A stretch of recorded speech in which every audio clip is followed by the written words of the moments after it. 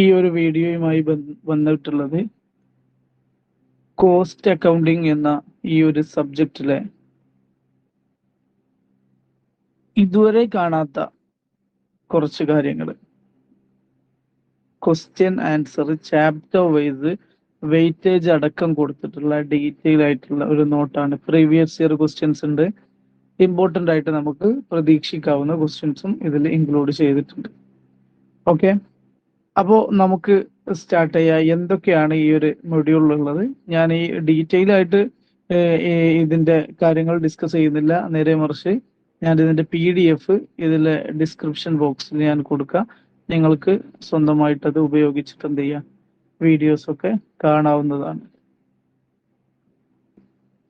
അപ്പൊ PDF-ന്റെ ഡീറ്റെയിൽ ഞാൻ കൊടുക്കാന്ന് പറഞ്ഞു. PDF ഞാൻ ഒന്ന് കാണിക്കാം എന്തൊക്കെയാണ് ഇതിൽ വരുന്നത് എന്നുള്ളത്. കോസ്റ്റ് അക്കൗണ്ടിങ് ഇത് നമ്മുടെ അതിന്റെ ഒരു ഫസ്റ്റ് പേജ് മാത്രമാണ്.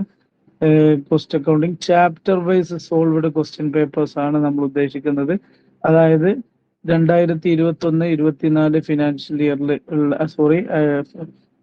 അക്കാഡമിക് ഇയർ വരെയുള്ള ഇത്രയും കാലങ്ങളിൽ നടന്നിട്ടുള്ള 2021, 22, 23, 24 4 question papers chapter wise question and answer കൊടുത്തിട്ടുണ്ട്. പിന്നെ ഇമ്പോർട്ടൻ്റ് ആയിട്ടുള്ള മറ്റു കാര്യങ്ങളും കൊടുത്തിട്ടുണ്ട്.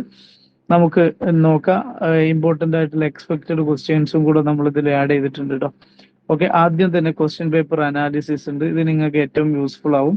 ഒന്നാമത്തെ ചാപ്റ്ററിൽ എന്താണ്, ഞാൻ ഒറ്റ എക്സാമ്പിൾ മാത്രം പറയാം, ബാക്കി നിങ്ങൾക്ക് മനസ്സിലാക്കാവുന്നതാണ്. ഒന്നാമത്തെ ചാപ്റ്ററിൽ നമുക്ക് ചോദിച്ചിട്ടുള്ള 3 ക്വസ്റ്റ്യൻസ് ആണ് 6 മാർക്കിന്. ഇവിടെ രണ്ട് തവണ ചോദിച്ചിട്ടുണ്ട്. പിന്നെ ഇതാ ഇങ്ങനെ ചോദിച്ചിട്ടുണ്ട്.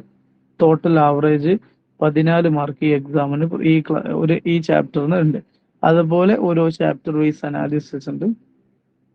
കോൺട്രാക്ട് കോസ്റ്റിംഗ് ഇതാ, മെറ്റീരിയൽ ഇതാ, ലേബർ ഓവർഹെഡ് എല്ലാം കൊടുത്തിട്ടുണ്ട്. അപ്പൊ ഏതിനാണ് കൂടുതൽ വെയിറ്റേജ് കൊടുക്കേണ്ടത് നിങ്ങൾക്ക് കൃത്യമായിട്ട് മനസ്സിലാക്കാൻ പറ്റും. ഓക്കെ, ഇനി എന്തൊക്കെയാണുള്ളത്?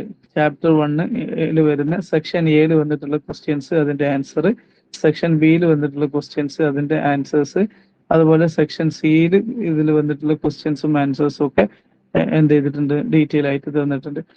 ചാപ്റ്റർ 2 തന്നിട്ടുണ്ട്. ചാപ്റ്റർ 2 നോക്കാം. ചാപ്റ്റർ 2 അത്രേ ഉള്ളൂ. ചാപ്റ്റർ 3 അത്യാവശ്യം ഉണ്ട്. ഓക്കെ, മെറ്റീരിയൽ കോസ്റ്റിംഗ് ആവറേജ് 18 മാർക്കിന് ഒരു എക്സാമിന് വരുന്നുണ്ട്. ഓക്കെ, അതിൽ പ്രോബ്ലംസും എല്ലാം ഇൻക്ലൂഡ് ആണ്. ഡീറ്റെയിൽ ആയിട്ടുള്ള നോട്ടാണ്, നിങ്ങൾക്ക് വേണ്ട രീതിയിൽ ഉപയോഗപ്പെടുത്താവുന്നതാണ്. എല്ലാം കൊടുത്തിട്ടുണ്ട്. പിന്നെ എക്സ്പെക്ട് ചെയ്യുന്ന ഇമ്പോർട്ടന്റ് ക്വസ്റ്റ്യൻസ്, നമുക്ക് പ്രതീക്ഷിക്കുന്ന ക്വസ്റ്റ്യൻസ് നമ്മൾ സെപ്പറേറ്റ് കൊടുത്തിട്ടുണ്ട്. ഇനി ലേബർ വരുമ്പോഴും അതുപോലെ തന്നെ സെക്ഷൻ A, B, C എന്ന് പറഞ്ഞിട്ട് എല്ലാം എന്ത് ചെയ്തിട്ടുണ്ട്, ഡീറ്റെയിൽ ആയിട്ട് തന്നെ കൊടുത്തിട്ടുണ്ട്.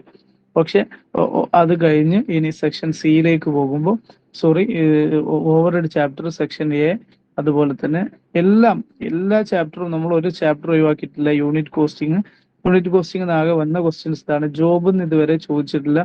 ജോബിൽ ചോദിച്ചിട്ടുണ്ട്. ജോബ് കോസ്റ്റിങ്ങും പ്രോസസ് കോസ്റ്റിങ്ങും ഒക്കെ ഉള്ള ഡിഫറൻസ് അത് നമ്മൾ പ്രോസസ് കോസ്റ്റിങ്ങിൽ ഇൻക്ലൂഡ് ചെയ്തിട്ടുണ്ട്. അതുകൊണ്ടാണ് വരാത്തത്. കോൺട്രാക്ട് കോസ്റ്റിംഗ് ഇതൊക്കെ കാണുന്നത്. ഇത് അവിടെ ജോബും കോൺട്രാക്റ്റും തമ്മിലുള്ള ഡിഫറൻസ് അത് നമ്മൾ ഈ ചാപ്റ്ററിലാണ് ഇൻക്ലൂഡ് ചെയ്തിട്ടുള്ളത്. അതുകൊണ്ടാണ്. അതുപോലെ തന്നെ എല്ലാം ഡീറ്റെയിൽ ആയിട്ടുണ്ട്, നിങ്ങൾക്ക് നോക്കാവുന്നതാണ്. PDF ഞാൻ പറഞ്ഞല്ലോ, ഇതിന്റെ PDF ഞാൻ നിങ്ങൾക്ക് ഡിസ്ക്രിപ്ഷൻ ബോക്സിൽ എന്ത് ചെയ്യുക, കൊടുക്കുക. മാക്സിമം എക്സാം ഉഷാറാക്കി നിങ്ങൾ എന്ത് ചെയ്യുക, കൈകാര്യം ചെയ്യുക. ഒന്നും പേടിക്കാനില്ല. ഇത് നിങ്ങൾ പഠിച്ചു കഴിഞ്ഞാൽ നിങ്ങൾക്ക് ഒരു 50 മാർക്ക് സ്കോർ ചെയ്യാം, മിനിമം 50.